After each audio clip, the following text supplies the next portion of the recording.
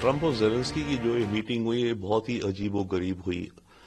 World history में और मान लीजिए अमेरिकन हिस्ट्री में कभी ऐसी कोई मीटिंग नहीं हुई ओवल ऑफिस में प्रेसिडेंट ऑफ अमेरिका के साथ किसी दूसरे देश के लीडर की जो इस तरह की तू मैम में कन्वर्ट हो गई।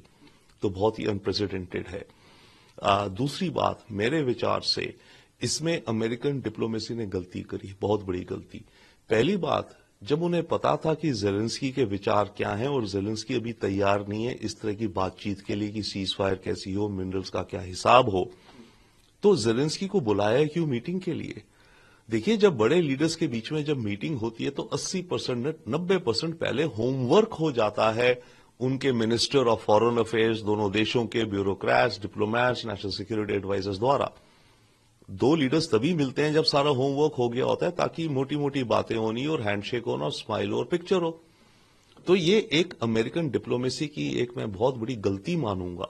हो सकता है वो तेजी में जल्दी में है कि कोई डील करनी है और विन लेनी है इसलिए करा, पर जो भी कारण है ये गलत हुआ। दूसरी बात, ये जो मीटिंग होनी थी ये बंद कमरे में हो सकती थी और उसके बाद दोनों लीडर्स बाहर आके प्रेस स्टेटमेंट देते अपनी जो भी, या मीडिया से क्वेश्चंस लेते। क्या जरूरत थी कि मीटिंग शुरू होने से पहले, जब आपको पता है कि ज़ेलेंस्की के विचार कुछ अलग है, दुनिया की मीडिया के सामने आप बैठ करके बातें कर रहे हो और तू में आ गए? तो ये भी मेरे ख्याल से गलती है अमेरिकन डिप्लोमेसी की पोजीशनिंग के हिसाब से। अब इन दोनों चीजों के अलावा, यस, ये डील बनेगी, आने वाले वक्त में बनेगी।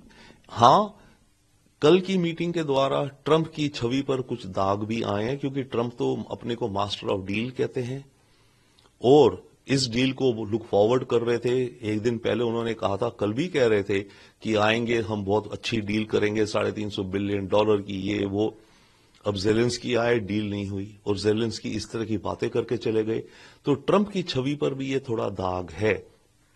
परंतु ट्रंप एक मैच्योर बिजनेसमैन, मैच्योर लीडर है। वो जिस इंडस्ट्री से रियल एस्टेट बिजनेस में आते हैं उसमें बहुत नेगोशिएशंस होती हैं, आगे पीछे होता है, ब्लफिंग होती हैं, धमकियां दी जाती हैं, ये वो, और एंड में जाके डील बन जाती है। ट्रंप तो मार्क जकरबर्ग को कहते थे पिछले साल में से जेल में डाल दूंगा, और अब मार्क जकरबर्ग उनका सबसे अच्छा दोस्त बन गया है।